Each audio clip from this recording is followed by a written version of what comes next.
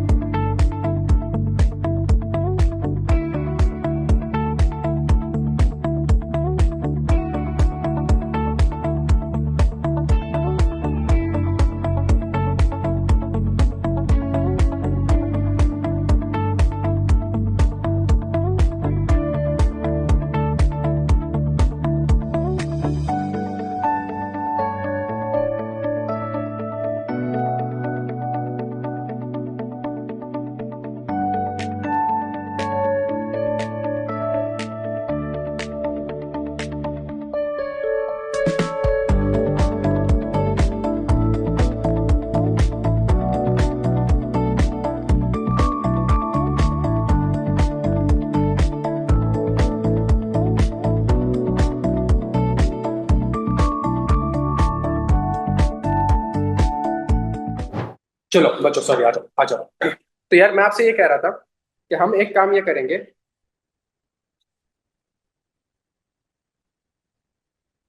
कि मैं थोड़ा बहुत एक काम ये करता हूँ कि हम कोशिश ये करेंगे कि रिपीटेशन हो। तो अगर जिस वर्कशॉप पर डिटेल में हमने कवर कर लिया है तो फिर उसको रिपीट ना करें, लेकिन थोड़ा बहुत एक स्ट्रक्चर समझने की कोशिश करते हैं। बिकॉज लास्ट अटेम्प्ट में हमारे पास पेपर आ चुका है, तो इससे अब हमें पता चल गया कि पेपर हमारे पास किस तरीके से आ रहा है। ठीक है, तो उसको हम थोड़ा डिस्कस कर लेते हैं। देखिए, सबसे पहली चीज आप हमेशा एक चीज याद रखिएगा कि आपके पास सबसे पहली चीज आपके पास sustainability related risk and opportunities. ठीक है, पूरे पेपर में सबसे इंपॉर्टेंट चीज ये है कि आपको पता हो कि ये सस्टेनेबिलिटी रिलेटेड। अच्छा, आज हम करेंगे कि आज हम एक दो सवाल की प्रैक्टिस भी करेंगे। ठीक है, तो मजीद हमारे पास सवाल आ जाएंगे, थोड़ा सा कॉन्सेप्ट को रिवाइज करते हैं। सबसे पहले आपको पता होना चाहिए कि आपके पेपर का स्कोप क्या है। आपके पेपर का स्कोप ये है कि हर वो चीज जो कि सस्टेनेबिलिटी से कर सकते हो। अच्छा, तो इसका मतलब ये है हम एक काम ये भी कर लेंगे यार आज की क्लास में कि हम इंशाल्लाह एक दो सवाल की प्रैक्टिस भी कर लेंगे और ये सारा का सारा काम इंशाल्लाह 2 सवा 2 घंटे में हो जाएगा। सबसे इंपॉर्टेंट चीज ये है आपके लिए कि आपको ये समझने की जरूरत है कि सस्टेनेबिलिटी से रिलेटेड आपके पास रिस्क होते हैं। ठीक है, अच्छा, इसके लिए सस्टेनेबिलिटी से रिलेटेड रिस्क के लिए वो कहता है हर वो चीज जो कि आपके किसको हिट करे। चलिए यार, आजा तुझे रिवाइज भी कर लेंगे ना प्रोस्पेक्ट्स। तो अगर कोई चीज कंपनी के एंटरप्राइज वैल्यू को हिट कर रही है, कंपनी की वैल्यू को हिट कर रही है, सही है, तो इसका मतलब है वो सस्टेनेबिलिटी के स्कोप में आ जाएगा, प्रोवाइडेड दैट कंपनी उस पर डिपेंडेंट है। प्रोवाइडेड दैट कंपनी उस पर डिपेंडेंट है। दुनिया में हजारों मसले हो रहे हो, अगर मैं उन पर डिपेंडेंट नहीं हूँ, सही है, ना मैं उनको अफेक्ट कर रहा हूँ, ना उन पर डिपेंडेंट हूँ, ना उनकी वजह से मेरे ऊपर कोई मसला आ सकता है, वो मेरे स्कोप का पार्ट नहीं है। क्या बात समझ आती है? तो इसका मतलब है, अच्छा, प्रोस्पेक्ट्स के लिए वो आपसे सिंपल सी एक बात ये करता है कि जी या तो आपके access to finance, cost of capital या कैश फ्लोस। मतलब अगर मैं सोचूं, अगर मैं थोड़ा सा इसको इमेजिन करूं और सोचूं कि यार अगर फॉर एग्जांपल मैं अपने स्टाफ का ख्याल नहीं रख रहा, मेरे पास जो लेबर है उसका ख्याल, क्या मैं लेबर पे डिपेंडेंट हूँ? क्या मेरे ऑपरेशन लेबर पे डिपेंडेंट? अच्छा, तो अगर मैं अपने स्टाफ का ख्याल नहीं रख रहा हूँ, मैं लेबर पे डिपेंडेंट हूँ, तो इसका मतलब ये है कि कल को वो लेबर जो है वो बाइकआउट कर सकते हैं, वो स्ट्राइक पे जा सकते हैं। क्या उसकी वजह से मेरे ऑपरेशन में इफेक्ट आ सकता है? तो इसका मतलब समझने की कोशिश करेगा, ये दुनिया के बहुत से मसलों में ये वो मसला है जिससे मैं डिपेंडेंट हूँ और जिसको मैं अफेक्ट कर रहा हूँ, और उसकी वजह से कंपनी की वैल्यू में फर्क आ रहा है। अच्छा, अगर मैं कार्बन एमिशन कर रहा हूँ, लेकिन कार्बन एमिशन में पाकिस्तान में बैठ के कर रहा हूँ और पाकिस्तान में कार्बन एमिशन के कोई भी कानून नहीं है, और मुझे पता है कार्बन एमिशन करने से मेरे ऊपर कोई भी इम्पैक्ट नहीं आएगा, क्या ये IFRS S1 या S2 के स्कोप का पार्ट है? नहीं। अगर इसका मतलब मेरी वैल्यू पे कोई इम्पैक्ट, हालांकि मैं कार्बन एमिशन कर रहा हूं, मैं वाटर पोल्यूट कर रहा हूं, मैं एयर पोल्यूट कर रहा हूं, सही है। पाकिस्तान में अगर मैं लेबर के साथ ज्यादती भी कर रहा हूं, पाकिस्तान में लेबर की कोई कानून नहीं है और उसकी वजह से मेरे ऊपर कोई इम्पैक्ट नहीं आ रहा, इसका मतलब है जी है तो सस्टेनेबिलिटी का मसला है, ये जी है ना यार, एनवायरमेंटल, लेकिन मेरे स्कोप का पार्ट सबसे पहले तो ये चीज है, सही है। तो IFRS S1 S2 में हर वो चीज आएगी जिसकी वजह से आपकी कंपनी में इम्पैक्ट आ रहा है, सही है। और वो क्यों इम्पैक्ट आ रहा है आपकी कंपनी? बिकॉज या तो आप उन रिसोर्सेज पे डिपेंडेंट हो या आप उन रिसोर्सेज को अफेक्ट कर रहे हो। भाई मैं अगर वाटर को पॉल्यूट नहीं कर रहा, लेकिन मेरे ऑपरेशंस जो है वो किस पे डिपेंडेंट है? वाटर पे। तो आप समझने की कोशिश करेंगे, मैं वाटर को पॉल्यूट नहीं कर रहा हूं, लेकिन मेरे ऑपरेशन किस पे डिपेंडेंट है? वाटर पे। आईएफआरएस एस वन का स्कोप ऑफ। अगर मैं एयर पॉल्यूट कर रहा हूँ और मैं एयर पे डिपेंडेंट नहीं हूँ, मैं एयर पॉल्यूट कर रहा हूँ और मैं एयर पे डिपेंडेंट नहीं हूँ, और उसकी वजह से मेरी कंपनी पे कोई इम्पैक्ट नहीं आ रहा आईएफआरएस एस वन का स्कोप, ये चीज बड़ी क्लियर कर लेनी है आपने कि आईएफआरएस एस वन और एस टू का स्कोप क्या आपके पास समझ आती है। अच्छा, इसके लिए मैं थोड़ी सी एक चीज तो डिस्क्लोज करनी है। कौन सी इंफॉर्मेशन? अच्छा, इम्पैक्ट अगर आ रहा है तो वो इम्पैक्ट होना भी क्या चाहिए? मटेरियल। अगर मटेरियल नहीं है, अगर एक कंपनी है $10 अरब के उसका रेवेन्यू है और $1 आध मिलियन की उसके ऊपर पेनल्टी लग जाएगी, तो उसको डिस्क्लोज करने की जरूरत, तो मटेरियल इन्फॉर्मेशन डिस्क्लोज करनी है जो कि कंपनी के cash flow, access to finance और कॉस्ट ऑफ कैपिटल को क्या करें, हिट करें। वो तो शॉर्ट मीडियम। अब ये शॉर्ट मीडियम और लॉन्ग टर्म क्या है?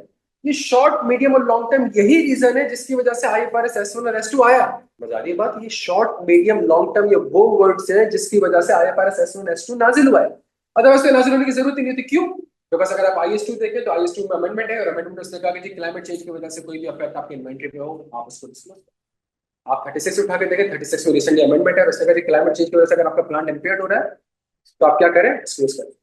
इसका मतलब है हर वो चीज जो कि आज बैलेंस शीट और पीएनएल को हिट कर रही है, आईएफआरएस को कवर किया हुआ है। लेकिन आईएफआरएस ने क्या कवर नहीं किया हुआ? अगर आज मेरा एसेट इम्पेयर्ड नहीं है, लेकिन मुझे लगता है आगे जाके इम्पेयर्ड हो सकता है, आज ऐसे आज इंडिकेशन एग्जिस्ट करती नहीं है, आज इंडिकेशन एग्जिस्ट नहीं, लेकिन मुझे लगता है आगे जाके, अच्छा आगे जाके जो फ्यूचर के लॉसेस है क्या उसको मैं आज रिकॉग्नाइज करता हूँ?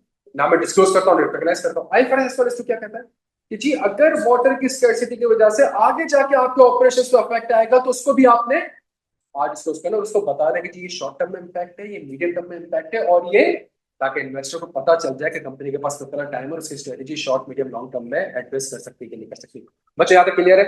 ऑनलाइन स्टोर्स आपको क्लियर हो बेटा? अच्छा, तो ये चीज तो बड़ी जबरदस्त है। ये सबसे इंपॉर्टेंट पैराग्राफ है आईएफआरएस एस वन के two and B to.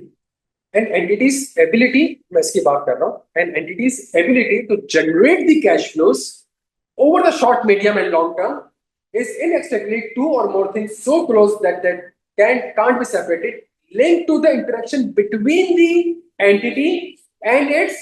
So it means there must be an interaction. तभी वो IFRS में scope का part होगा। सही है? Interaction between the entity and its stakeholder, society, economy, and the natural। तो अगर नेचुरल एनवायरनमेंट पे वाटर है और मैं वाटर पे डिपेंडेंट हूँ, बिकॉज मेरे जो ऑपरेशंस है वो किस पे डिपेंडेंट है? वो वाटर पे। आपके पास जितनी भी टेक्सटाइल इंडस्ट्रीज है वो किस पे डिपेंडेंट है? वाटर पे। आपके पास जितनी भी एग्रीकल्चर इंडस्ट्रीज है वो किस पे डिपेंडेंट है? वाटर पे। Natural through out the entities value. अब ये जो वर्ड आया through out the entities value chain, इसका मतलब क्या है? तो यहाँ पे जो वर्ड आया through out the entities value chain, इसका मतलब यह है कि अगर आपका सप्लायर वाटर पॉल्यूट कर रहा है, अगर आपका सप्लायर एयर पॉल्यूट कर रहा है, सही है, अगर आपका सप्लायर वाटर पे डिपेंडेंट है, अगर आपका सप्लायर गैस एमिशन कर रहा है और उसकी वजह से उसके लिए रिस्क हो ना हो, लेकिन उसकी वजह से अगर आपके ऑपरेशंस पे इफेक्ट आ सकता है, आपकी वैल्यू पे इफेक्ट आ सकता है, तो वो भी आपने डिस्क्लोज करना। तो आप ये नहीं कह सकते कि जी मैं तो मैन्युफैक्चरिंग नहीं कर रहा, सप्लायर मैन्युफैक्चरिंग कर रहा है। तो सप्लायर जाना है, सप्लायर की हवा जाना है, सप्लायर का कानून जाना है, सप्लायर के एम्प्लॉय जाना है। अब आप ये नहीं कह सकते। बड़ा इंपॉर्टेंट वर्ड है विच इज कॉल्ड वैल्यू। क्या याद बात समझ आती है मेरे बच्चों को? बेहतरीन हो गया। अच्छा, तो अगर मैं अगले 15 मिनट में कोशिश ये करूंगा कि मैं पूरा सिलेबस आपके सामने रख दूं ताकि हमें पता चल जाए कि हमने पढ़ना कैसे, सही है, और आखिरी के दिनों में पढ़ना कैसे हमने। तो मैं एक काम ये करता हूँ कि पूरा सिलेबस थोड़ा बहुत आपके सामने रखने की कोशिश करता हूँ। ऑनलाइन स्टूडेंट्स आपका क्लियर हो बेटा? जिस तरह हम नॉर्मली ऑडिट के एलिमेंट्स पढ़ते थे, मैं कोशिश करता हूँ कि उस एलिमेंट्स को लेकर चलिए, बिकॉज सस्टेनेबिलिटी में ISSB है 5000 भी और एथिक्स, सही है।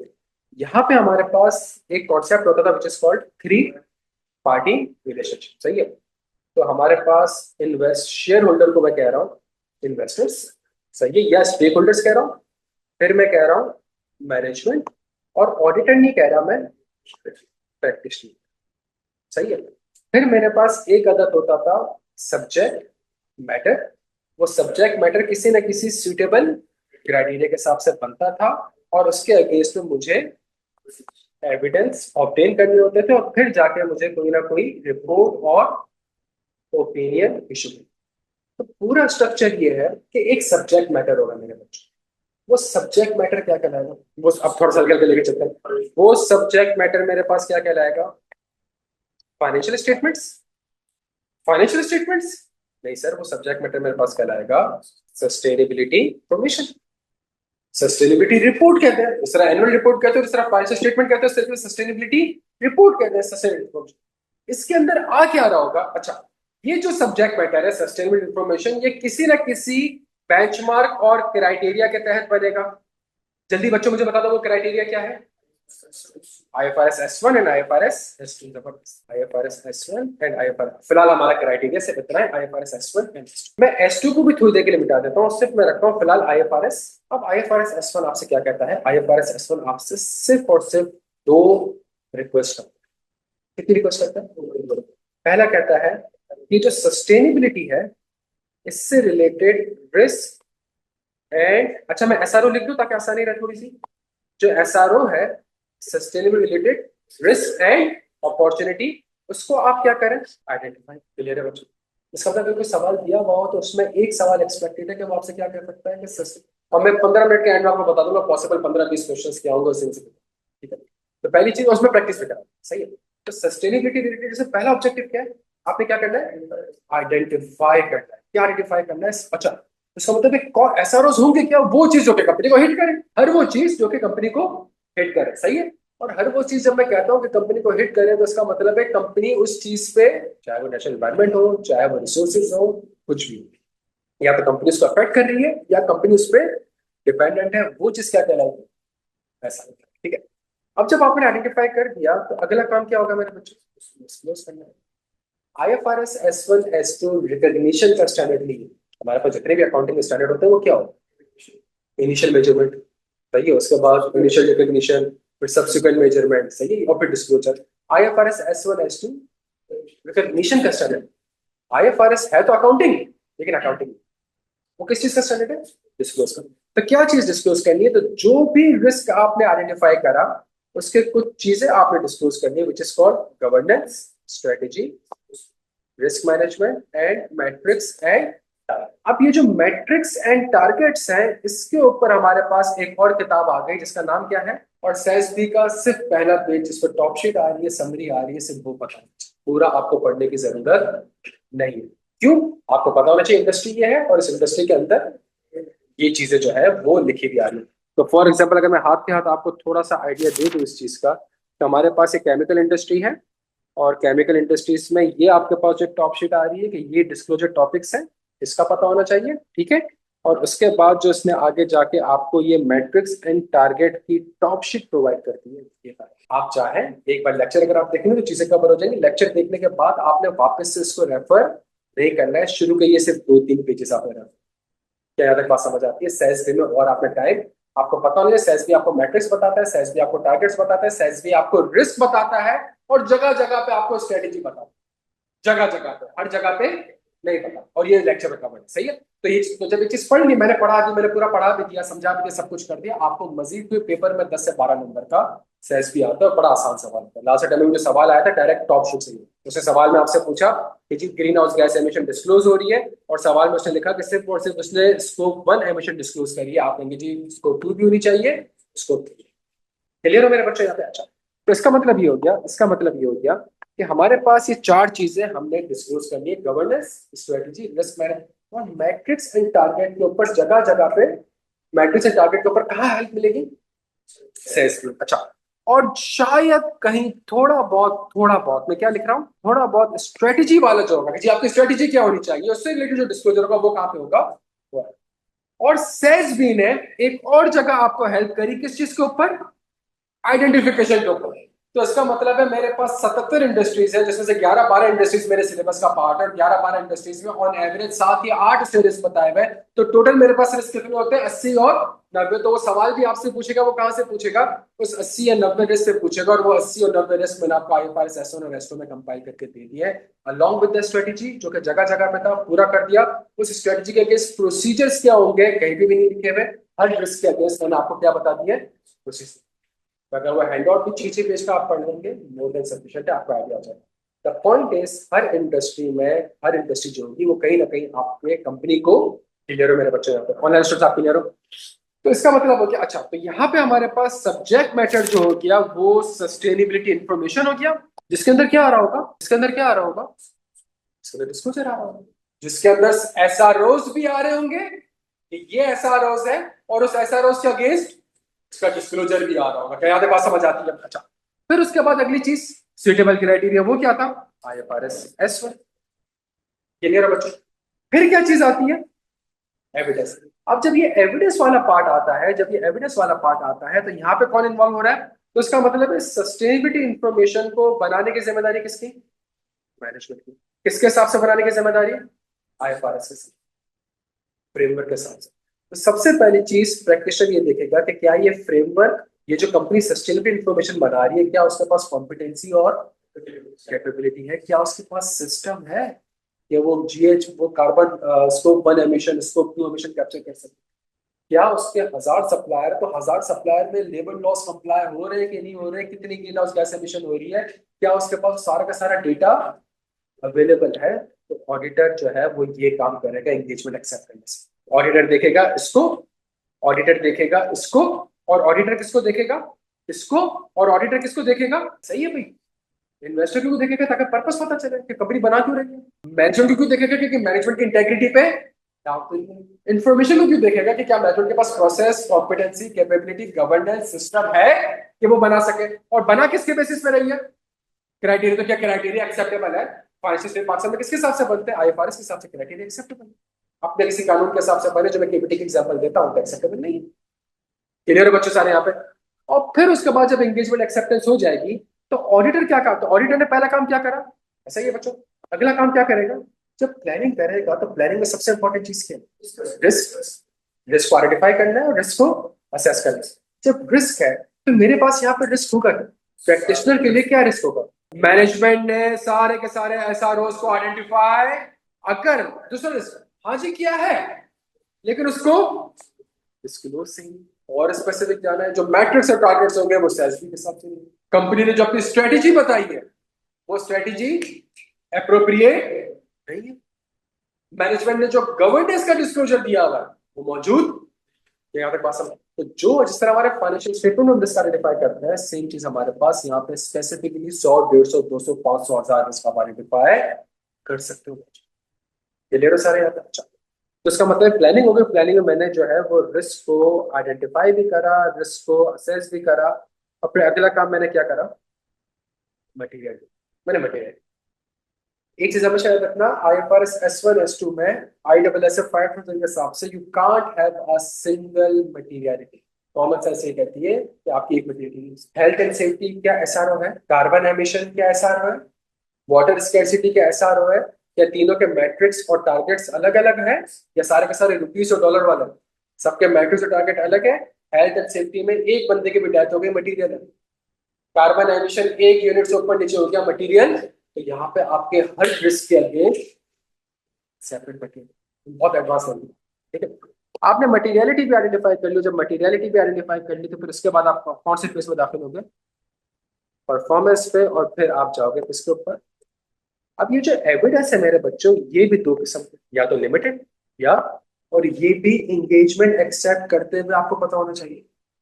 और क्लाइंट को जो रिपोर्ट का फॉर्मेट हम एंगेजमेंट में शेयर करते हैं ना, expected form and content of report, वो भी क्लाइंट को भेज देनी है कि जी मैं तो आपको इस फॉर्मेट में रिपोर्ट दूंगा, which is unlimited assurance engagement. क्यों? सस्टेनेबिलिटी का सबसे बड़ा मसला ये है, और ये बहुत बड़ा एहसान करा ISSF 5000 ने हमारे ऊपर। क्या एहसान किया?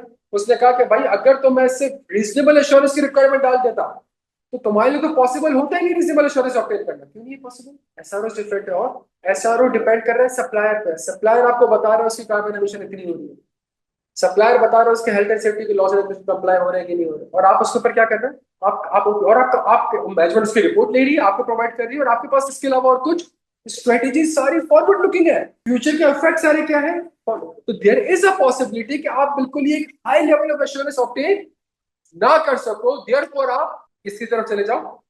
लिमिटेड एश्योरेंस की तरफ चले। और आपको लगता है कि आप रिजनेबल एश्योरेंस ले सकते हो, तो आप और एक और आसान कर दिया। 4 रिस्क है, 3 पे रिजनेबल एश्योरेंस ले सकता हूँ, 1 पे नहीं ले सकता। उसने कहा ठीक है, 2 रिपोर्ट्स बनो, रिपोर्ट एक ही बनेगी, उसमें इन रिस्क के ऊपर रिजनेबल दे दो, और इस रिस्क के ऊपर भाई 3 रिस्क ऐसे हैं जिसके ऊपर मैं कंप्लाई, अगर हेल्थ एंड सेफ्टी का मसला है और मेरे ही प्लांट में है और मेरे ही उसमें है, और उससे रिलेटेड मैं देख सकता हूँ कंपनी की स्ट्रेटेजी क्या है, कंपनी नए प्लांट में इन्वेस्ट कर रही है, कंपनी ट्रेनिंग प्रोवाइड कर रही है, मेरे पास सारे वो लॉग्स मेंटेन हो रहे हैं, चीजें मेंटेन हो रही है, प्रोग्रेस हो रही है, गवर्नेंस लेवल पे डिस्कस हो रहा है, हेल्थ एंड सेफ्टी इंस्पेक्शन हो रही होती है, यूनियन काउंसिल बनाएगी सही जो कि सारे मैटर्स को, लेबर यूनियन बनाएगी जो कि सारे मैटर्स को देख रही है। और मैं कहता हूँ हाँ यार कंपनी की स्टडी बिल्कुल सही, मैंने जैसे मैंने शुरू ऑप्टेन कर दिया। क्या बात क्लियर है बच्चों? ऑनलाइन स्टूडेंट्स आप क्लियर हो?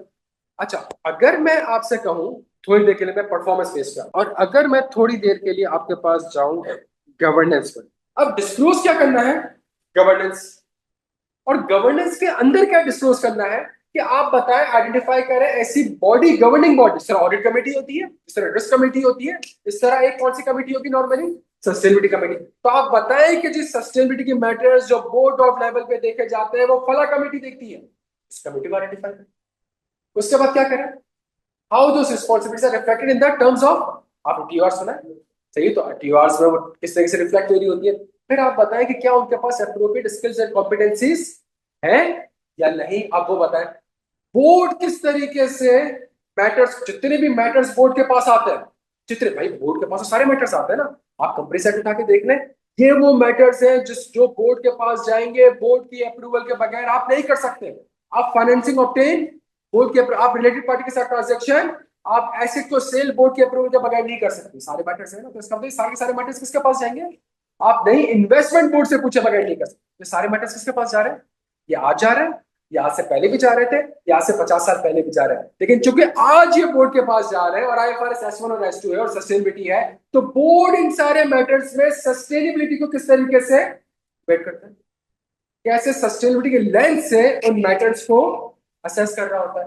पहले बोर्ड इन्वेस्ट, जब पहले बोर्ड के पास एक मैटर जाता था कि जी हम फलाश कंपनी में इन्वेस्ट कर रहे हैं, हम बाइको में इन्वेस्ट कर रहे हैं, हम पीएसओ में इन्वेस्ट कर रहे हैं, हम पीआईए में इन्वेस्ट कर रहे हैं, तो बोर्ड क्या देखता था पहले? फाइनेंस स्टेटमेंट है कि नहीं है, रिटर्न मिलेगा कि नहीं मिलेगा, पैसे आएंगे कि नहीं आएंगे, मॉर्गेज है कि नहीं है। अब बोर्ड क्या देखेगा कि कहीं वो कार्बन एमिशन पे नहीं कर रहे, कहीं वो अपने लेबर लॉस के नॉन कंप्लायंस से नहीं कर रहे। तो बोर्ड उन मैटर्स में किस तरीके से सस्टेनेबिलिटी का टैक्स लगाते हैं मेरे बच्चों।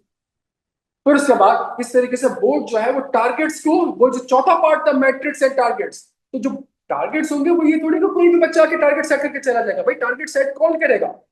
बोर्ड, बिकॉज बोर्ड के पास भी बजट जाएगा, बोर्ड के पास परफॉर्मेंस जाएगी। तो अगर बोर्ड के पास एक रिस्क जा रहा है और बोर्ड कह रहा है कि अच्छा ये रिस्क है, इस रिस्क के अंदर हमारी स्ट्रेटेजी ये होनी चाहिए और स्ट्रेटेजी के तहत हमारे फ्यूचर के टारगेट्स ये होने चाहिए कि हर साल 10% एमिशन कम करनी है, तो बोर्ड टारगेट को किस तरीके से ओवरसी कर रहा है, कैसे टारगेट को सेट कर रहा है, या तो बात। इसका मतलब क्या है? दो सवाल एक्सपेक्टेड है, तीन सवाल एक्सपेक्टेड, ये पढ़ा है ना सबने यार बेसिक्स। इसका मतलब है कितने सवाल एक्सपेक्टेड है? तीन सवाल। पहला सवाल वो आपसे स्ट्रेट ये पूछेगा कि कंपनी है आईएफआरएस इंप्लीमेंट कर रही है, बोर्ड को मुश्किलात हो रही है कि वो गवर्नेंस लेवल पे किस तरीके से चीजों को देखें। As per the requirement of IFRS S1 आप गाइड करें कि बोर्ड गवर्नेंस के कौन से मैटर को कंसीडर करें ताकि उनकी सस्टेनेबिलिटी रिपोर्ट बन जाए। कौन से मैटर को कंसीडर करें? तो अगर सस्टेनेबिलिटी इंफॉर्मेशन में क्या एक डिस्क्लोजर गवर्नेंस का जाएगा मेरे बच्चों, समझ गया गवर्नेंस, और गवर्नेंस में कुछ पॉइंट्स हमने पढ़े, क्या वो पॉइंट्स डिस्क्लोज होंगे? और अगर आपको कहते हैं कि जी बताएं गवर्नेंस में, गवर्नेंस के पॉइंट्स में क्या डिस्क्लोजर जाना चाहिए, तो क्या मेरे मुश्किल, मैं क्या कहूंगा, क्या डिस्क्लोजर होना चाहिए, कौन सी ऐसी कमेटी है जो देखती है, उस कमेटी की जब कमेटी बनी है तो कमेटी के बनने से पहले उसके टर्म्स ऑफ रेफरेंस बने हुए, वो क्या क्या कमेटी के पास स्किल्स और कॉम्पिटेंसीज है, क्या स्किल्स और कॉम्पिटेंसीज है, आपने वो डिस्क्लोज करना। कमेटी जो है वो किस तरीके से डिफरेंट मैटर्स जब उसके सामने प्रेजेंट होते हैं तो वो सस्टेनेबिलिटी के लेंस और मैटर्स को देखती है।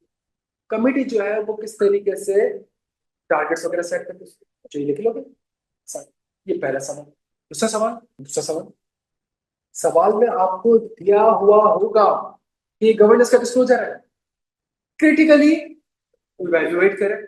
अगेन आंसर सेम है, आपने ये आईएफआरएस S1 रेफर करा, 7 पॉइंट्स आपके सामने आए, आपने 7 पॉइंट्स को रखे, आपने सवाल को रखा, दोनों का आपस में कंपेयर किया और कंपेयर करके आपने इवैल्यूएट करा कि जी मैनेजमेंट या बोर्ड इस तरीके से चीजों को कर भी रही है या फिर, तो फॉर एग्जांपल कहा जाएगा कि जी बोर्ड की जो एग्जिस्टिंग बोर्ड कमेटी है वही सिस्टमेटिक मैटर्स को देख रही है, आपको भी ठीक है। तो जो कमेटी बनी है या जो एग्जिस्टिंग कमेटी है, क्या उसके टर्म्स ऑफ रेफरेंस को अपडेट करा है कि नहीं? जो एग्जिस्टिंग बोर्ड है क्या उसके पास कॉम्पिटेंसी और कैपेबिलिटीज थी? नहीं, अगर नहीं थी तो वो किस तरीके से डिफरेंट मैटर्स में जब आते हैं उनके पास, तो वो सस्टेनेबिलिटी के लेंस से उसका इवैल्यूएट करते हैं। तभी तो डॉक्टर्स की ट्रेनिंग हो रही है सस्टेनेबिलिटी। क्लियर हो बच्चों? ये कौन सा सवाल हो गया? दूसरा सवाल। तीसरा सवाल क्या होगा? ये गवर्नेंस का डिस्क्लोजर है, आप प्रैक्टिशनर है और आप बताएं कि ये इसके अगेंस्ट आप क्या प्रोसीजर्स परफॉर्म करेंगे। जब इसके अगेंस्ट आप क्या प्रोसीजर परफॉर्म करेंगे तो आपको कहीं पे भी जाने की जरूरत नहीं है। मैं आपसे अगेन कर रहा हूँ, 15 मिनट में थोड़ा सा हॉलिस्टिक व्यू दे रहा हूँ, प्रैक्टिस भी करेंगे। सही है? मुझे बताएं गवर्नेंस बॉडी को आइडेंटिफाई करना है, कैसे करोगे? जल्दी से बता दो मेरे बच्चों। हाँ जी, मिनट्स ऑफ द मीटिंग लिखना है। इसके लिए क्या करूँ? सेकंड पॉइंट के लिए क्या करूँ? Inspect terms of reference. अच्छा, वो कह रहा है कि टर्म्स ऑफ रेफरेंस है कि नहीं है, तो आप देख लेंगे है कि नहीं है। स्किल्स कॉम्पिटेंसीज के लिए क्या करूँ? क्वालिफिकेशंस और एक्सपीरियंस देख लूंगा। How the board takes into consider risk and when overseeing the entity strategy major transfer risk management process. कैसे पता चलेगा कि बोर्ड के सामने 10 मैटर्स आते हैं, 10 मैटर्स से बोर्ड ने सस्टेनेबिलिटी को कंसीडर करा है? Minutes of the meeting. और again minutes of the meeting देखें तो आपको पता चल जाएगा। मतलब चाहे पहला सवाल हो, चाहे दूसरा सवाल हो, चाहे चाहे आपको गवर्नेंस बोर्ड ऑफ डायरेक्टर की टोपी पहना दो, चाहे आपको मैनेजमेंट की टोपी पहना दे, चाहे आपको प्रैक्टिशनर की टोपी पहना दे, बाइबल एक ही है और वो पता होनी चाहिए कहां लिखी हुई है और उसका एक एक वर्ड आपको पता होना चाहिए। ऐसे प्लेन रीडिंग नहीं करनी है कि how the body takes into consideration the risk and opportunities when overseeing that. इसका मतलब पता होना चाहिए आपको, क्योंकि सवाल स्ट्रेट इस तरीके से नहीं आएगा। सवाल इस तरीके से आएगा कि जी ड्यूरिंग द ईयर कंपनी ने कुछ इन्वेस्टमेंट्स करी और बोर्ड ने जो है वो फाइनेंशियल रिटर्न्स वगैरह देख के अप्रूव कर दिया, और नीचे सवाल में कहीं कोने खांचे में लिखा होगा क्रिटिकली इवेल्युएट दी गवर्नेंस। तो आप कहेंगे भाई बोर्ड ने ऐसे कैसे कर दिया? बोर्ड ने सस्टेनेबिलिटी को तो कंसीडर नहीं किया। बच्चों को यहाँ तक बात समझ आ रही है? तो हमने मैटर्स को इस तरीके से लिखना है। क्लियर है मेरे बात यहाँ पे? तो आपने इस तरीके से चीजों को लिखना है और वो स्ट्रेट आपसे नहीं पूछेगा। तो लास्ट अटेम्प्ट का पेपर देख लो, एक एक सवाल लेके चलो। एक एक सवाल आपका आईएफआरएस S1 S2 से क्या हो रहा है, कनेक्ट हो रहा है। और सिर्फ मसला क्या था, जो लिखा हुआ था अगर उसके कॉन्सेप्चुअली आपको नहीं पता, उसकी रूह नहीं पता आपको, तो वो कहना क्या चाह रहा है। सवाल आप कभी भी दो इन्फॉर्मेशन का आपस में कनेक्ट। मैं बहुत छोटी सी एग्जांपल आपको दे रहा हूँ और थोड़ा सा बस आपका व्यू सही कर रहा हूँ, बिकॉज 10-15 दिन बचे, तो अगर आप उस डायरेक्शन में मेहनत करेंगे तो इंशाल्लाह इंशाल्लाह पेपर बड़े आराम से पास हो। रिस्क मैनेजमेंट हमारे पास एक पॉइंट होता था, बस एक पॉइंट हमारे पास रिस्क मैनेजमेंट का होता था। सही है? और मैं थोड़ा सा हैपेजेड इसलिए चल रहा हूँ ताकि आप लोग अपने आप को असेस कर लें कि आपको पता है कि नहीं पता। सही है? अच्छा, तो हमारे पास एक रिस्क मैनेजमेंट का पॉइंट था which is called the extent to which and how the identified process are integrated into and inform the entities overall। ये concept। अब ये प्लेन रीडिंग से तो बड़ा जबरदस्त लग रहा है। ये प्लेन रीडिंग से तो बड़ा, अगेन 3 तरह के सब। दूसरा डिस्क्लोज हुआ है क्रिटिकली वेल। तीसरा आप प्रैक्टिशनर है, आप इसे समझेंगे प्रोसेस को किस तरीके से, एविडेंस। 3 सवाल हर जगह पे, कितने सवाल एक्सपेक्टेड है? 3 सवाल। आप ये देखिएगा आप बच्चों, थोड़ा सा ये वाली वीडियो देख ली थी जिसमें लास्ट टाइम में पूरा पेपर डिस्कस हुआ। अगर नहीं देखी है और आईकैप वाला वर्कशॉप नहीं देखा है बच्चों, तो थोड़ा सा पीछे रह जाओगे, प्लीज देख लो। रिक्वेस्ट कर रहा हूँ, देख लो, फायदा होगा। पहला सवाल कहाँ से आया? इन द लाइट ऑफ, ये लास्ट टाइम का पेपर है, in the light of IFRS S1 critically evaluate the companies sustainability related risk identification and assessment policy in the above extract and recommend the appropriate। तो इसका मतलब ये सवाल governance से नहीं आया, ये सवाल स्ट्रेटेजी से नहीं आया, ये सवाल मैट्रिक्स एंड टारगेट से नहीं आया, ये सवाल कहां से आ गया? सही है? और रिस्क में एक पॉइंट लिखा हुआ है, operates in Asia which are subject to relatively mature regulatory environment provide the annual structure disclosure related to sustainability risk based on standardized reporting protocol। In emerging market across Africa and South America, the group relies on the localized expertise of the regional operations managers who provide flexible ad hoc reporting intended to capture site specific operational consideration rather than adhering to a standardized। ये एक दो paragraph लिखे हुए हैं और एक आपके पास requirement है IFRS S1 is the extent to which and how the identified process are integrated into and inform the entities overall। यहाँ पे क्या हुआ? डिसएग्रीगेट हुआ। तो नीचे वाली जो कंपनीज है, जो जुरिस्डिक्शन है, वो आपके साथ इंटीग्रेट। अब समझ रहे पेपर किस तरीके से आ रहा है? तो इस इंफॉर्मेशन के बैक एंड पे कोई इलस्ट्रेशन होगी, कोई केस स्टडी होगी, और आपने क्या करना होगा दोनों का आपस में। अगर आप कनेक्ट, तो पहले तो कनेक्ट आपने करा रिस्क मैनेजमेंट से। अब रिस्क मैनेजमेंट से तो इसका मतलब रिस्क मैनेजमेंट आपके पास है, सारे के सारे पॉइंट्स रेलिवेंट हो गए। अगर रेलिवेंट होगा तो सवाल पढ़ के आपने क्या करना होगा? कनेक्ट करना होगा। इस सवाल में ये लिखा हुआ है और रिक्वायरमेंट ये है टीआर फॉर कंपनी का overall integrated risk management process. यहाँ तक बात समझ आती है बच्चों? क्लियर हो सारे यहाँ पे? तो ये आपके पास जो पेपर में सवाल आ रहा है ना, उस तरीके से, और वो 3 किस्म का सवाल पूछे, पहला दूसरा, इसके अलावा चौथा सवाल एक्सपेक्टेड नहीं। क्लियर है मैं? चाहे कोई भी एरिया हो, चाहे गवर्नेंस का एरिया हो, चाहे स्ट्रेटेजी का एरिया हो, चाहे रिस्क मैनेजमेंट का एरिया हो, सवाल इन्हीं तीन के अराउंड ही इवॉल्व होगा। अगर यहां तक बात समझ आती है तो इसका मतलब क्या है? इसका मतलब यह है कि अगर आप IFRS S1 पढ़ रहे हैं तो एक एक पैराग्राफ की रूह तक पता होनी चाहिए आप। तभी अगर आप लेक्चर भी देखें तो मैंने पैराग्राफ पर ज्यादा फोकस किया है। प्रैक्टिस 2-3 मैंने बात कराई थी, मैंने किस चीज को ज्यादा फोकस किया था? एक एक पैराग्राफ, उसका जो बेसिस ऑफ कंक्लूजन है, उसकी जो एडिशनल गाइडेंस है, उसमें डिफरेंट गाइडेंस हमारे पास मौजूद है, सबको इकट्ठा करके सबसे पहले हमने कोशिश क्या करी थी तो जो पैराग्राफ में एक लाइन भी लिखी थी वो लाइन का मतलब हमें समझ आ रहा है, उर्दू में समझ में आ रहा है, लेकिन ये अप्लाई कैसे होती है, क्या प्रोसेस होता है, क्या वो समझ आ रहा है? अगर वो समझ आ गया, अगला प्रोसेस बिल्कुल फिर प्रैक्टिस भी हो जाएगी और पास हो जाएगी। क्लियर हो बच्चों? क्या यहाँ तक थोड़ा बहुत समझ आ रहा है कि हमारे पास है, कि हमारे पास एक बड़ा लिमिटेड सी चीज है और उस लिमिटेड चीज के अंदर जो लाइनें लिखी गई काफी लिमिटेड है, लेकिन उसकी implications sustainability related risk and opportunity का एक ही पैराग्राफ है, sustainability related risk and opportunity IFRS S1 S2 ने define sustainability को define, लेकिन बहुत बड़ी चीज। उसका मतलब है कि जी अगर मैं एक लाइन पढ़ रहा हूँ और मुझे पता ही नहीं सस्टेनेबिलिटी है क्या, मुझे पता ही नहीं मेरा स्कोप क्या है, पेपर मुझसे तो कहने को तो एक लाइन है, रीडिंग भी हो जाएगा, लेकिन जब तक आपको वो पैराग्राफ प्रॉपर समझ नहीं आएगा, उसका स्कोप समझ नहीं आएगा, उसकी लिंकिंग समझ में नहीं आएगी, उसकी लॉजिक समझ में नहीं आएगी, आप पेपर पास। तो अगले जो 10-15 दिन बचे तो मैंने क्लास जो अर्जेंट बेसिस पे रखी है, संडे के रखी है, बिकॉज मैं अगले दिन ट्रैवल कर रहा हूँ, संडे को क्लास रखिए, इसलिए रखिए ताकि आपके पास आपको पता चल जाए कि आपने इस सब्जेक्ट को किस तरीके से लेके चलना है। अच्छा क्लियर है सारे यहाँ पे? तो दुनिया का तो कोई आप अब आपने घर जाके करना क्या है पता है? मेरी जो पास पेपर वाली वीडियो है जिसमें मैंने पूरा करवाया है वो देखनी है, उसको देखने से पहले आपने क्या करना है, खुद से सॉल्व भी ना करें, एटलीस्ट एक बार सवाल पढ़ ले, क्वेश्चन पढ़ ले। तुम क्वेश्चन पढ़ोगे तुम्हें कहेगा यार ये मतलब पूछना क्या चाह रहा है वो, अल्टीमेटली ये इन्फॉर्मेशन कहीं ना कहीं S1 और S2 से क्या कर रही है, कनेक्ट करें। इसका मतलब है मुझे सबसे पहला काम ये करना है, ना मैंने 100 सवाल करना है ना 150 सवाल करना है, जो सर ने IFRS S1 S2 में एक एक पैराग्राफ को पढ़ाया उसको डिटेल्ड में पढ़ना है और समझना है, और समझ लिया तो फिर वो कहीं भी आपसे पूछेगा आप बड़े आराम से उसको पढ़ें। क्या तक बात समझ आती है? तो ये और IFRS S1 S2 को पढ़ने में कितना ही टाइम लगता है? 2 दिन। ये सबसे important। ये नहीं पढ़ोगे और बस 5 पेपर्स और 100 क्वेश्चन और 200 क्वेश्चन और फला के क्वेश्चन, जब पता ही नहीं है कि सवाल एक्सपेक्टेड क्या आ सकता है, और जब पता ही नहीं कि हम इसको अटेंड कैसे करना है, और पता ही नहीं कि उसको किस चीज को रेफर करना है और किताब को कैसे फायदा उठाना है, आपके पास सही है। थोड़ा सा आगे आते हैं, थोड़ा सा स्कोप क्लियर हो, चीज समझ आएगी कैसे लेके चलना है। ऑनलाइन सोर्स आपको क्लियर हो बेटा? क्लियर हो मेरे बच्चों? जबरदस्त जबरदस्त जबरदस्त।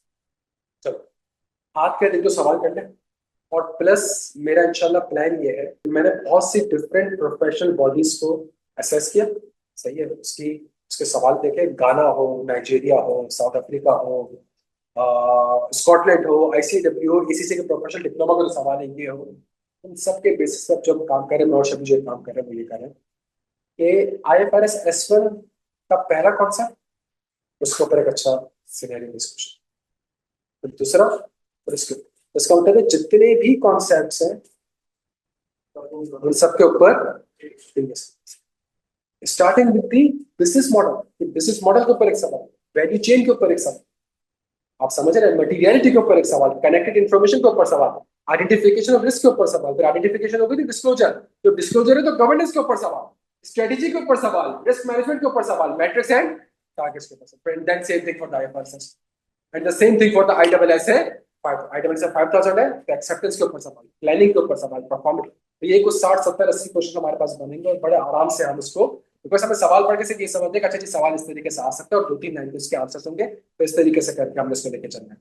डन हो गया? लेकिन उससे पहले क्या जरूरी है आपकी S1 S2 में, और जो चीज मैंने आपको प्रोवाइड करी है उसको अच्छे से और तमीज से पढ़ ले, तो वो 60-70 सवाल की प्रैक्टिस को शुरू कर सकेंगे। आप भूल जाओ आपको कुछ आता है, आपने प्रॉपर एक सवाल पढ़ लें, सही है, और सवाल पढ़ के जो थोड़े बहुत कॉन्सेप्ट पढ़े ताकि हमें समझ में आ जाए कि सवाल आता है किस तरीके से, सही है, और एक मजीद एडिशनल प्रैक्टिस क्वेश्चन भी कर लेते हैं। The company is one of the largest fashion retailers in Arabia. The companies clothing is only sold in companies shops and through companies website. The company clothing का बिजनेस करती है। Company owns all of its 42 shops, which are spread across Arabia. The company has a long-term agreement with a large number of supplier which manufacture. तो इसका मतलब है company manufacture नहीं करती है, मैन्युफैक्चर कौन करती है? सप्लायर्स। ये सप्लायर्स क्या कहलाएंगे जल्दी से बता दो? कंपनी के वैल्यू चेन में है ना। कंपनी का बिजनेस मॉडल क्या है? Input, process output. तो ये कंपनी का बिजनेस मॉडल है, और इस बिजनेस मॉडल के अंदर क्या इस वैल्यू चेन में किसी पर वो डिपेंडेंट है? सप्लायर। इतना पता है, जबरदस्त। These suppliers are spread across the world. The companies की कस्टमर बेस, अब ये किसकी बात कर रहा है? अब ये कस्टमर बेस की बात कर रहा है। मतलब अब ये आउटपुट की बात कर रहा है। अब तक थोड़ा बहुत इनपुट का बता दिया, प्रोसेस का बता दिया, किसकी बात कर रहे हैं? आउटपुट। बिजनेस मॉडल बता रहा है आपको पूरा। द कंपनीज की customer base is 16 to 29 years old who want their clothing to reflect the current trends and popular designs at the affordable prices.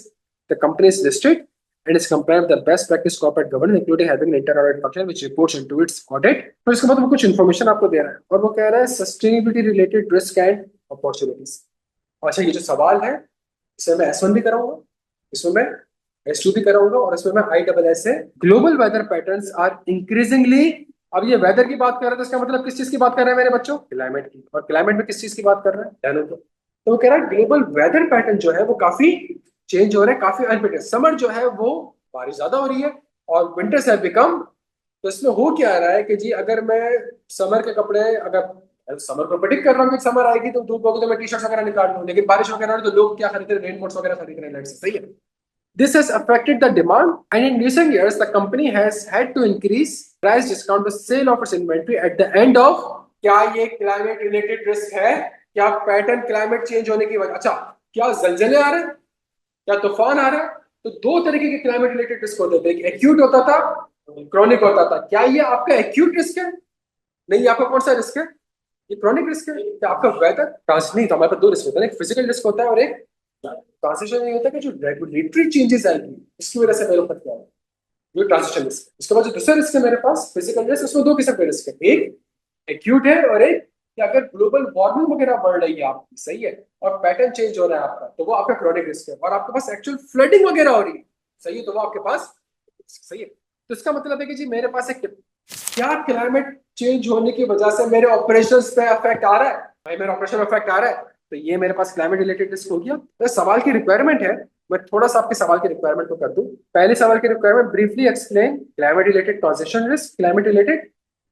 आसान है, IFRS बताया हुआ लेक्चर्स में, सही है। Explain the climate related risk and opportunities facing the company. ये बड़ी जबरदस्त रिक्वायरमेंट है। क्या रिक्वायरमेंट है?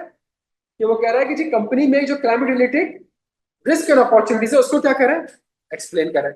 अच्छा जी, एक काम ये करते हैं, उसको एक्सप्लेन करें। तो उसका मतलब है उसने आपको रिस्क की आइडेंटिफिकेशन में कहा, इसका मतलब है वो ऊपर हेडिंग दे रहा है आपको कि रिस्क मैंने बताया, आपने क्या करना है उसको एक्सप्लेन। मेरे बच्चों मुझे बताओ, क्या ये इंफॉर्मेशन सवाल में मौजूद है? सवाल में मौजूद है ना? क्या इसकी वजह से कंपनी की वैल्यू में इम्पैक्ट आ सकता है? अगर इसकी वजह से मेरा माल नहीं बिक रहा, मैं डिस्काउंट पे दे रहा हूं, तो क्या मेरी प्रॉफिटेबिलिटी कम हो जाएगी? अगर मेरी प्रॉफिटेबिलिटी कम हो जाएगी तो मेरे कैश फ्लोज पे इम्पैक्ट आएगा। मैं सप्लायर को तो पूरे पैसे दे रहा हूँ, कस्टमर से पैसा मुझे मिल नहीं रहा, तो क्या मेरे कैश फ्लोज पे इम्पैक्ट आएगा? जब मेरे कैश फ्लोज पे इम्पैक्ट आएगा तो क्या मैं बैंकर्स और लेंडर्स के पास लोन लेने जाऊंगा? और अगर मेरी फाइनेंशियल पोजीशन बुरी है तो क्या मुझे हायर तो एक्सेस टू फाइनेंस से मसला होगा? तो क्या ये कंपनी की वैल्यू को हिट कर रहा है? बच्चों, आपने ये पूरी सवाल को लिखा, इस पूरी इंफॉर्मेशन को लिखा, और आपने कहा कि जी ये इंफॉर्मेशन जो है ये कंपनी के प्रोस्पेक्ट्स को हिट कर रहा है। क्यों हिट कर रहा है? बिकॉज वो cash flows, access to finance और कॉस्ट ऑफ। कैसे हिट कर रहा है? चाहो तो एक लाइन लिख दो, अदरवाइज आपका आंसर। तो मैं कर क्या रहा हूँ, जो मैं फर्स्ट क्लास में करता हूँ, सीधे हाथ पे एक डायग्राम होती थी, बीच में एक लाइनें बनी होती थी, उल्टे हाथ पे कुछ लिखा होता था, आपस में लाइनें बना के जो।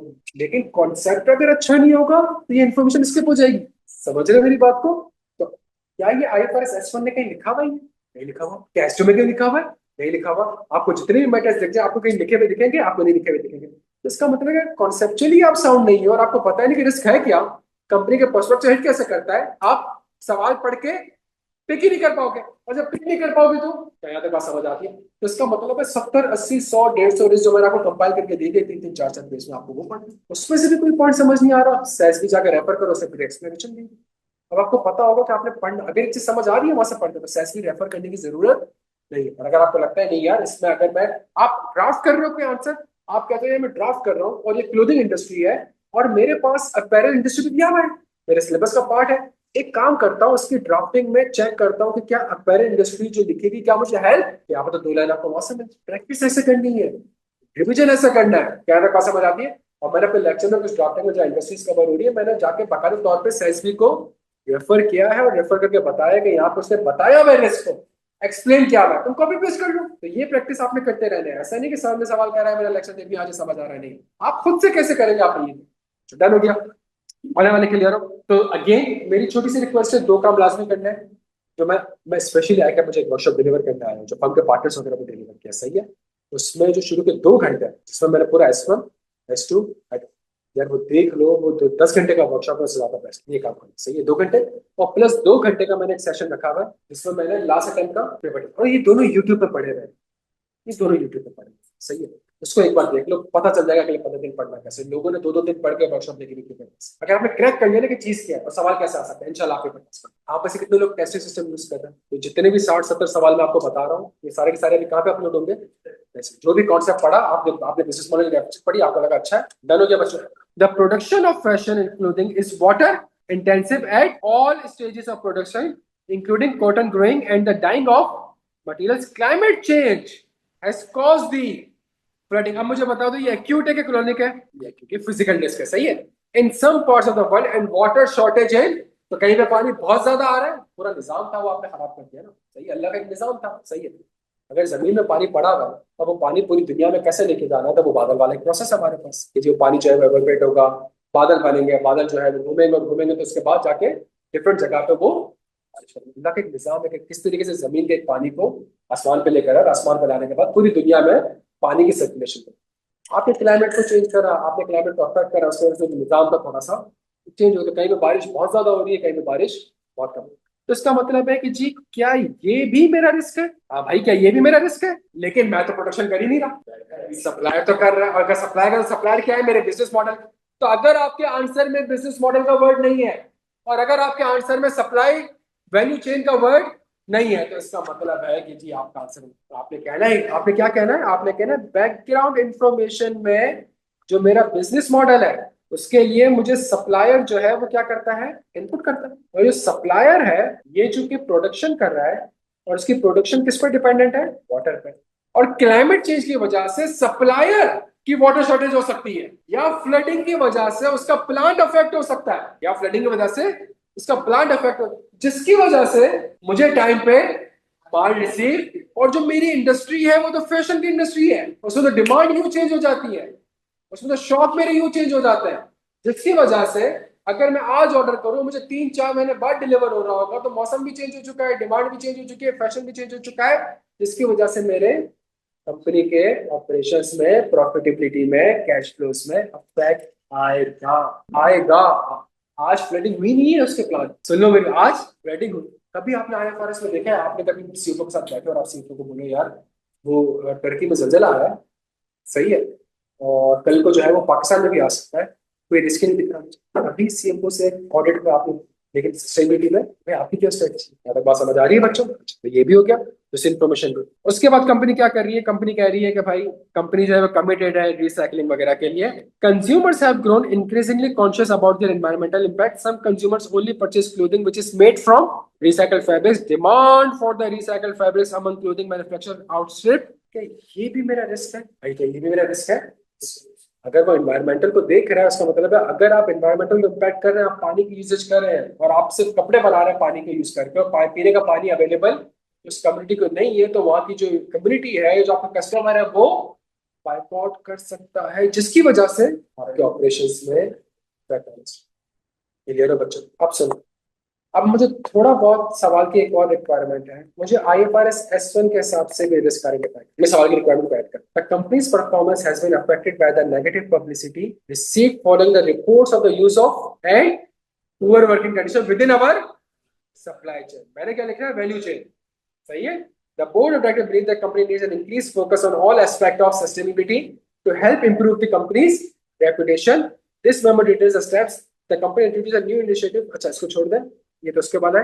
इसका मतलब एक और मसला है कंपनी की सप्लाई चेन में। भाई मैं तो मैन्युफैक्चरिंग करता ही नहीं हूँ, मैन्युफैक्चरिंग कर कौन रहा है?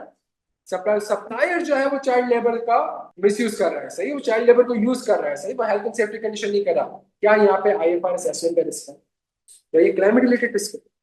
एज पर IFRS S1 क्या ये चीज मेरे सप्लायर के लेबर का मसला है जिसका से मुझ पे इम्पैक्ट आ सकते हैं बच्चे, कैसे आएगा?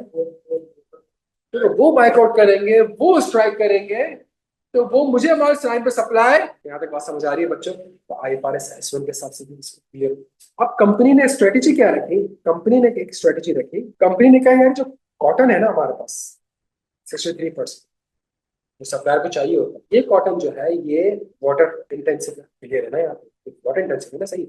तो मैं करने क्या चाह रहा हूँ, मैं करने चाह रहा हूँ कि मैं सस्टेनेबिलिटी सोर्स से कॉटन को यूज करूंगा, और ये with the over the next ये 63 से 60 पे आ जाएगी, या 12 से 15 पे आ जाएगी। तो इस तरह मैं अपने मैट्रिक्स एंड टारगेट्स को सेट करा। मैं ओवरनाइट ऑपरेशन चेंज नहीं कर सकता, तो दुनिया के सारे कॉन्ट्रैक्ट आ जाएंगे, तो फिजिबल ही नहीं है। इसका मतलब मैं कह रहा हूँ कि जी अभी इस साल 12% है, अगले साल 15% होगा, 25, और लॉन्ग टर्म जो मेरा टारगेट है वो 100% सस्टेनेबल कॉटन की तरफ मैं चला जाऊंगा, सही है।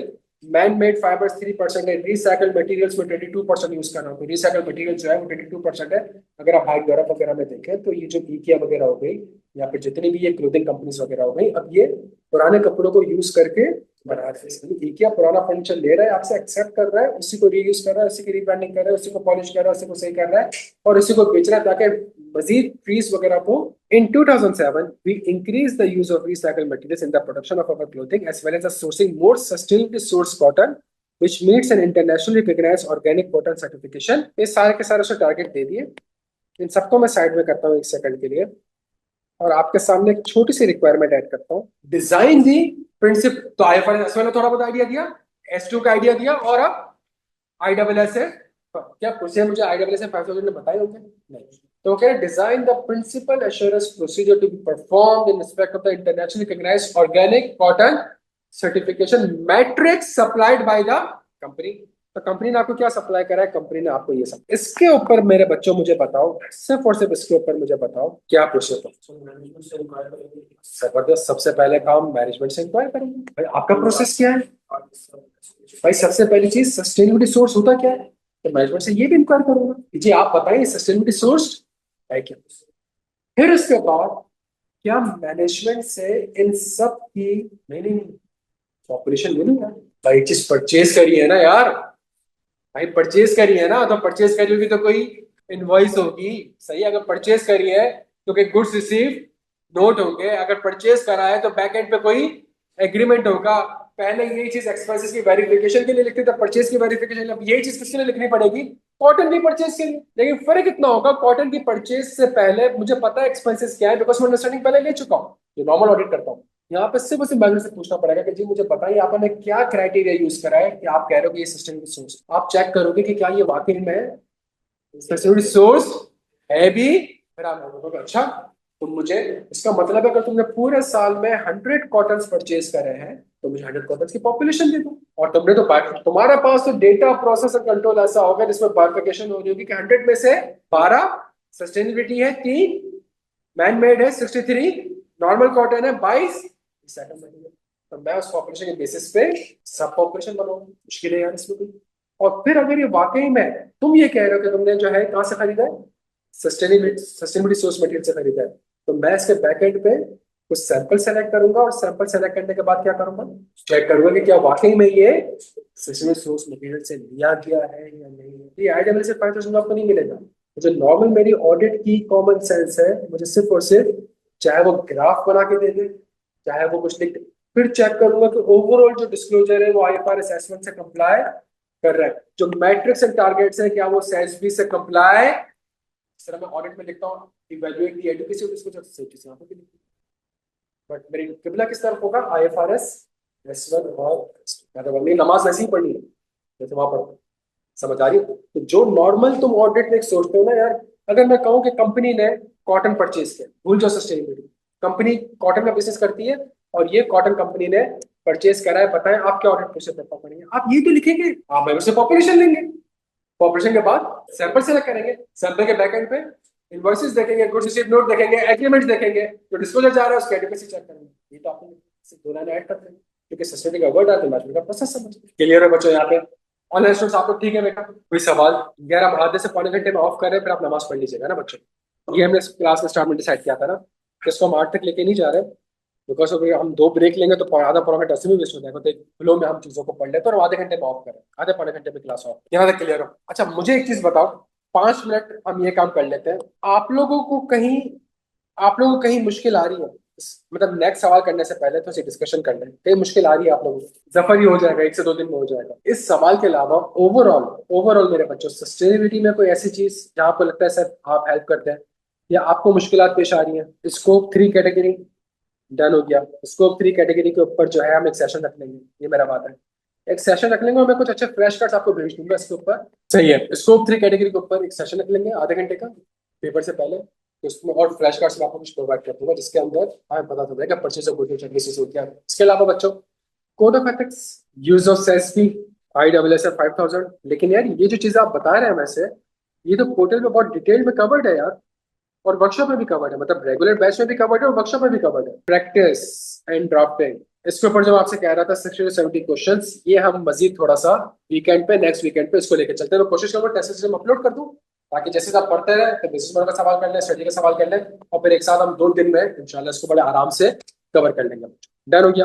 अच्छा सही है, डन हो गया बच्चों, ये करवा दूंगा, ये करवा दूंगा। एक छोटा सवाल करा रहा हूँ, इस ये गाना का सवाल है, अच्छा सवाल है, और इस तरह के बहुत से सवाल मैंने क्या करा है, मैं कंपाइल कर रहा हूँ ताकि हमें थोड़ा सा आइडिया हो जाए। सही है? You are a financial reporting and sustainability adviser to the newly established Ghana Gold Board, a statutory agency tasked with the regulating Ghana's gold trade.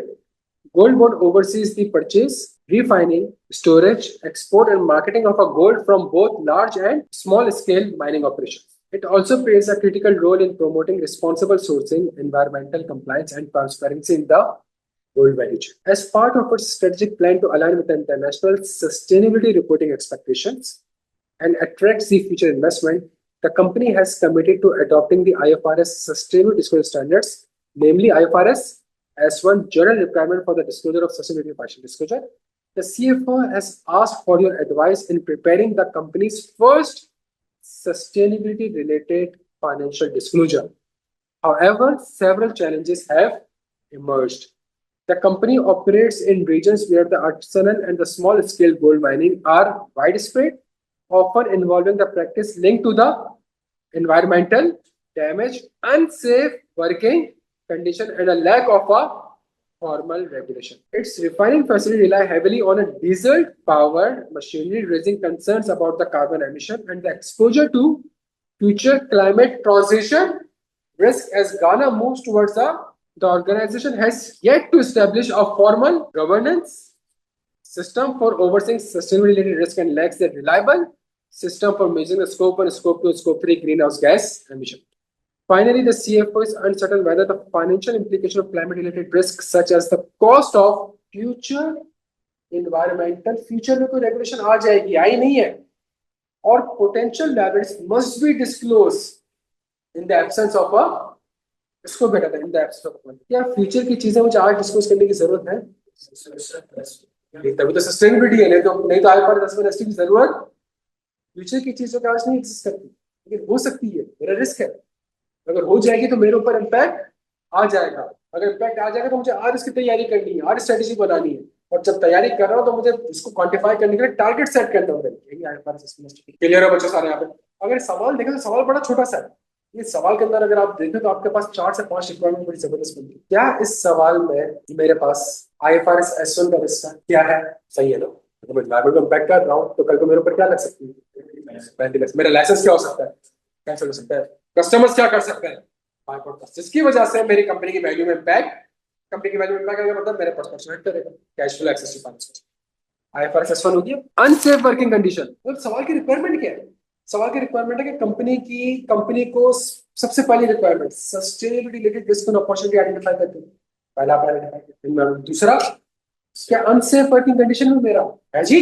कैसे एम्प्लॉइज क्या, अगर अनसेफ वर्किंग कंडीशन है तो कल को बाइकआउट हो सकता है, कल को स्ट्राइक्स हो सकती है, ऑपरेशन हॉल्ट हो सकते हैं, जिसकी वजह से अब जो कंपनी लेबर का ख्याल रख रही है वो इसलिए नहीं रख रही, को लेबर से मोहब्बत करनी तो गुलामी समझती है, तो इसलिए ख्याल रख रही है कि अगर उन्होंने ख्याल नहीं रखा तो कल को हमारी वैल्यू में इम्पैक्ट आ सकता है, हमारे पैसों में, हमारी कमाई में।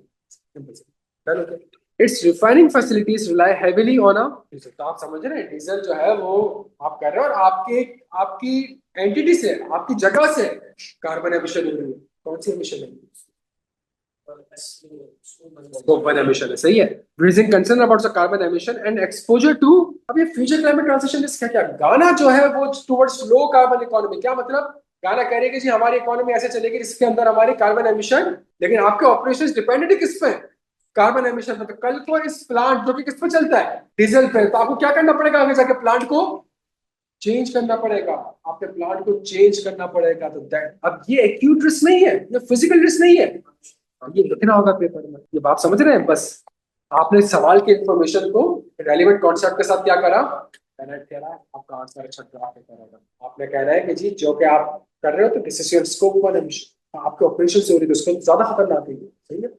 और फिर गाना जो है वो लो कार्बन इकोनॉमी है। इसका मतलब है गाना कल को जो है वो रेगुलेशन इम्पोज करेंगे जिसकी वजह से आप शायद डीजल यूज ना कर सकते, जिसकी वजह से आपके ऑपरेशंस पे इफेक्ट आएगा। ध्यान हो गया बच्चों यहाँ पे? अच्छा, अगला सवाल। कंपनी का कोई भी गवर्नेंस प्रोसेस नहीं है। काइंडली कंपनी को हेल्प करें कि गवर्नेंस से रिलेटेड क्या चीजें डिस्क्लोज होनी चाहिए। तो कंपनी को गवर्नेंस से रिलेटेड क्या चीजें डिस्क्लोज करनी चाहिए? कमिटी आइडेंटिफाई करो, कीवर्ड्स बताओ, कॉम्पिटेंसी एंड कैपेबल होने चाहिए, और कंपनी डिफरेंट मैटर्स में सस्टेनेबिलिटी को किस कंपनी मैटर से यहाँ तक बात समझ आ रही है बच्चों? तो ये जो कंपनी ने रिस्क आइडेंटिफाई कर रहा है, अभी समझने की कोशिश करिएगा। ये जो कंपनी रिस्क आइडेंटिफाई समझ रहे हैं, कॉन्सेप्चुअली क्लियर होगा तो फिर सवाल 10-15 मिनट, हालांकि अच्छा सवाल है, इसमें एस1 भी है, इसमें एस2 भी है, इसमें गवर्नेंस भी है। सवाल आपके पास पेपर में इसी तरीके से आएंगे, जो कुछ लिखा हुआ है उसको बहुत डिटेल्ड एस1 एस2 की किताब में आपके पास ग्रिप होनी चाहिए, तभी आप पेपर में रेफर कर सकेंगे, सवाल की इंफॉर्मेशन आपस में कनेक्ट कर सकेंगे। और ये 2 दिन में आराम से ड्राफ्टिंग सिमिलर है। और जो चीज किताब में नहीं लिखी मेरे हैंडआउट से मैंने आपको ऑलरेडी कवर करके बताई भी है बच्चों। क्लियर हो यहाँ पे? थोड़ा सा स्ट्रक्चर समझेगा। सबसे पहली चीज क्या है डिस्क्लोजर में? गवर्नेंस। गवर्नेंस के बाद आइडियली अगली जो चीज होनी चाहिए वो रिस्क मैनेजमेंट होनी चाहिए। ये वो प्रोसेस है जहां से sustainability related risk and opportunities identify होती हैं, असेस होती हैं, मॉनिटर होती हैं, प्रायोरिटाइज होती हैं। तो अगर मैं आपसे पूछूं कि पैराग्राफ 1 आईएफआरएस एस1 में कहता है कि आपने सस्टेनेबिलिटी रिस्क और अपॉर्चुनिटी को आइडेंटिफाई करना है, तो रिस्क होंगे क्या? वो एस1 के पहले दूसरे पैराग्राफ जो आपके access to finance, cost of capital, cash flow. Risk identify कैसे होंगे इसकी लिंकिंग पता होनी चाहिए। That linking is risk management is a process जहां पे आ जाके आपको सस्टेनेबल रिलेटेड रिस्क और अपॉर्चुनिटीज आइडेंटिफाई होंगी, असेस होंगी, मॉनिटर होंगी। तो यहाँ पे आके सस्टेनेबिलिटी रिस्क एंड अपॉर्चुनिटी आपने आइडेंटिफाई भी कर ली, और गवर्नेंस बैठी है हर जगह। रिस्क के ऊपर भी गवर्नेंस इन्वॉल्व हो रही है, बोर्ड ऑफ डायरेक्टर इन्वॉल्व हो रही है, सही है। अब जब ये आइडेंटिफाई हो गई, फिर अगला काम क्या होना चाहिए? क्या मतलब इसका? इसका मतलब है कि जी वो जो डीजल जनरेटर वाला भी सवाल पड़ा, तो ये रिस्क तो है। जब रिस्क है तो मैं चुप नहीं बैठूंगा, मैं कोई ना कोई स्ट्रेटेजी लेकर। तो मेरी स्ट्रेटेजी ये होगी, मेरी स्ट्रेटेजी ये है कि मुझे ऐसा लगता है अगले 5 साल में गाना जो है ये रेगुलेशन पास कर। Now that again is a risk, that again speaks about the future, and that still speaks about the uncertainty. 10 साल भी हो सकता है 15। तो मैं कहता हूं क्या, मुझे ऐसा लगता है अगले 10 साल तक, कि 10 साल में गाना जो है वो रेगुलेशन इम्पोज कर देगी, और मैं अब ये डीजल वाला प्लांट। तो ऐसा नहीं हो सकता कि मैं रेगुलेशन का वेट करूं, रेगुलेशन आए तो उसके बाद मैं सप्लायर को कांटेक्ट करूं, और सप्लायर से प्लांट खरीदूंगा, कोई चीज करूं। इसका मतलब इसकी स्ट्रेटेजी मुझे बात नहीं। तो मैं कहता हूं कि ठीक है, मैं अपने प्लांट को जो है वो over the years, over the 10 years क्या करूंगा, चेंज करता रहूंगा, सही है, ताकि ये रिन्यूएबल एनर्जी में शिफ्ट हो सके। समझ आती है बात? तब आप शेड्यूल क्या बता रहे हैं? शेड्यूल आप बता रहे हैं कि भाई गाना जो है ना जहां पर मैं कमा रहा हूँ वो लो कार्बन इकोनॉमी की तरफ जाएंगे। लो कार्बन इकोनॉमी मतलब हमारी गवर्नमेंट या हमारी इकोनॉमी अगर बना रही है पैसा, तो वो कार्बन एमिशन या प्लेनेट को अफेक्ट करके नहीं बना, तो कम से कम कार्बन एमिशन ट्रांजिशन इसका, ठीक है। और उसके लिए अब मैं इन्वेस्टर को ये बता रहा हूँ कि मेरी स्ट्रेटेजी ये है, मैं क्या करना चाह रहा हूँ ओवर द नेक्स्ट 10 ईयर्स। अपने प्लान को हल्के हल्के हल्के पाकिस्तान में भी देख रहे हैं क्या हो रहा है। इतने बड़े बड़े आईपीपीस लगे, सब कुछ लगा, फिर उसके बाद आपने थोड़ा सा माइग्रेट करा, आप रिन्यूएबल एनर्जी पे आए, आप विंड पर आए, सही है। तो आप कह रहे हैं कि जब आपके पास समझ आती है स्ट्रेटेजी, आपने स्ट्रेटेजी, जब हम स्ट्रेटेजी बताते हैं, अच्छा सुनिएगा, रिस्क मैनेजमेंट में भी सिनेरियो बिल्डिंग और स्ट्रेटेजी में भी सिनेरियो बिल्डिंग। क्या मतलब इसका? जब आप रिस्क को आइडेंटिफाई करते हो तो आप सिनेरियो मेकिंग करते हो।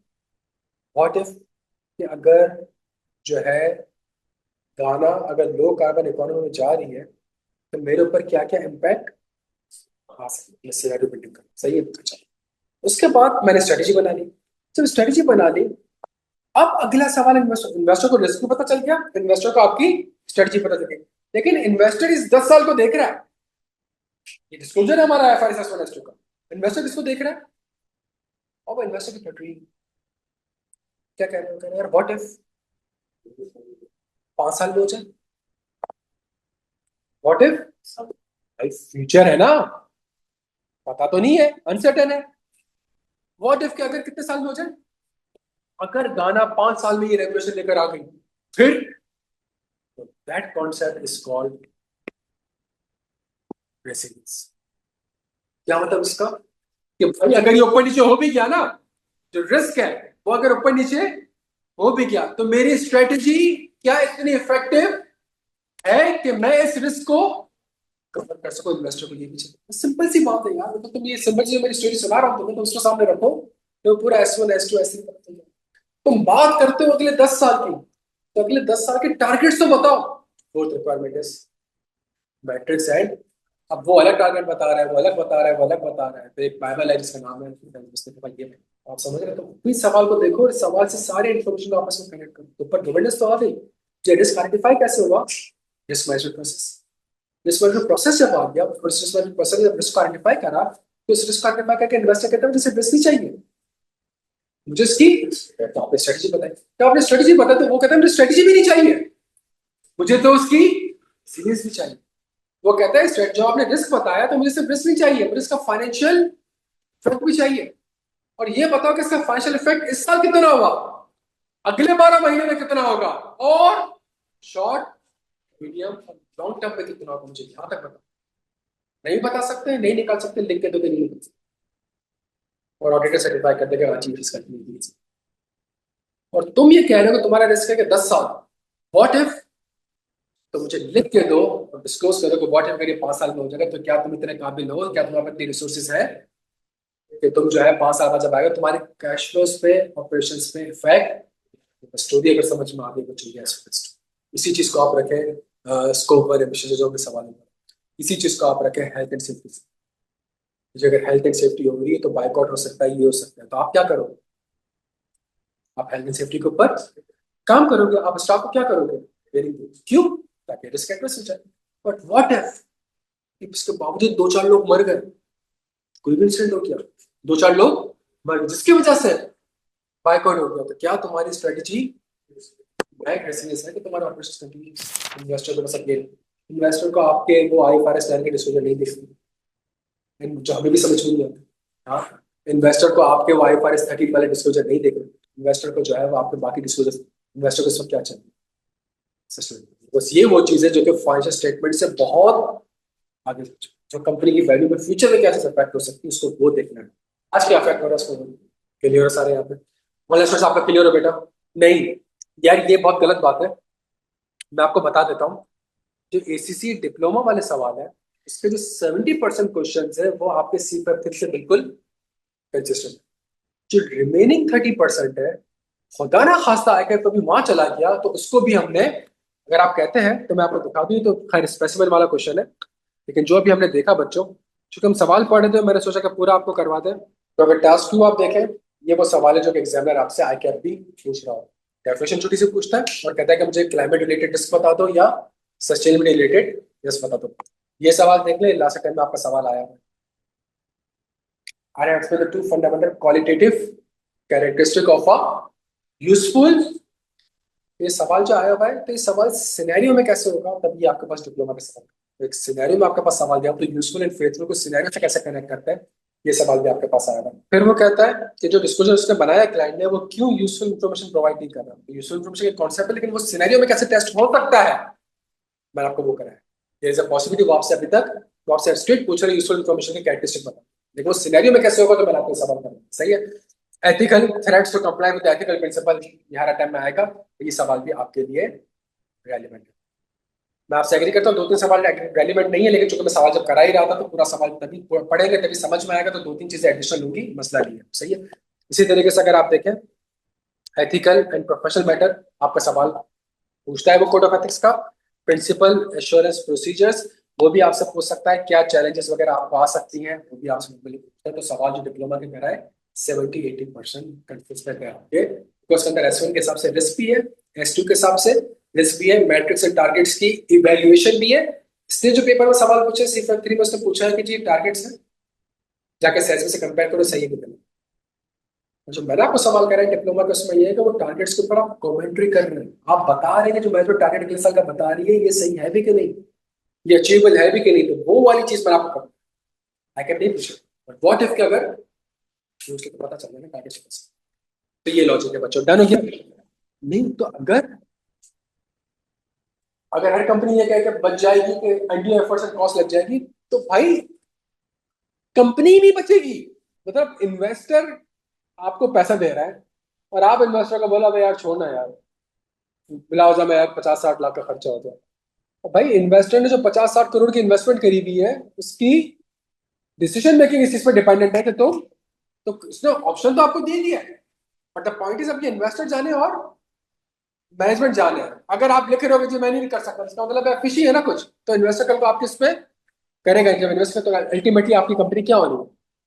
तो IFRS अगेन ऐसा होती है आपको ऊपर कि जी कॉस्ट बेनिफिट का आप चाहो लिख सकते हो, आपके पास रिसोर्स नहीं है आप लिख दो, तो आपके पास स्किल्स नहीं है आप लिख दो कि मेरे पास स्किल्स नहीं है बनाने, आप जानो। यहाँ तक बात समझ आ रही है। इसके अलावा कोई सवाल मेरे बच्चों, 5-10 मिनट कुछ जनरल डिस्कशन कर लें यार, तब समझ आ रहा है। तो थोड़ा बहुत S1 S2 पढ़ोगे तो मैं सिर्फ 2 सवाल आज इसलिए करा रहा हूँ ताकि आगे जाकर हम जो सवाल करेंगे तो तभी करेंगे जब आप लेक्चर्स कंप्लीट करें, वर्कशॉप वाले लेक्चर्स कंप्लीट करें, उसके अंदर जो प्रैक्टिस क्वेश्चन इसी से वाले आ रहे हैं वो देखें। आए कि अपना 2 घंटे का वर्कशॉप देख लो, फायदा हो जाएगा तुम्हें। सिर्फ 2 घंटे देख लो तो मैं पूरा सिलेबस कवर हो जाए। और जो यूट्यूब पे लास्ट टाइम का पेपर है उसका सिर्फ आंसर नहीं करवाया मैंने, उसके ऊपर डिस्कशन करिए, वो डिस्कशन ये करने के बाद S1 S2 वगैरह अपनी पढ़ाई कंप्लीट करो।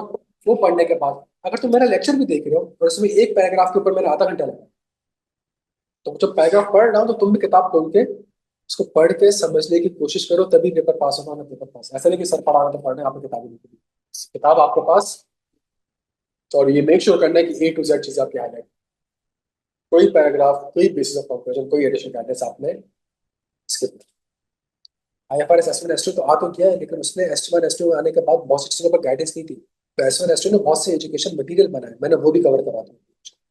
और उसके बाद PwC वगैरह के ऊपर कुछ अच्छी गाइड्स और केस स्टडीज वगैरह आती है, और फाइनेंशियल स्टेटमेंट के या असेसमेंट रिपोर्ट का कुछ स्ट्रक्चर था, मैंने वो भी कवर करा। चीजें कवर्ड एक्स्ट्रा ऑर्डिनरी। ठीक है, तो आपने करना क्या है, जब आप वो पढ़ रहे हो लेक्चर देख रहे हो तो आपके सामने S1 S2 यहाँ तक बात समझ आती है। इसके अलावा कोई सवाल मेरे बच्चों, ECC में एक डिप्लोमा का क्वेश्चन आता है और वही 100-150 मार्क्स, समझ। तो वो ऐसे 3-4 सवाल हमने कर लिए, और अपनी और अपने प्रोफेशनल डिप्लोमा का देख लिया, और कुछ और भी आता है तो उसको भी देख लीजिए। अच्छा, हम दान कह रहा है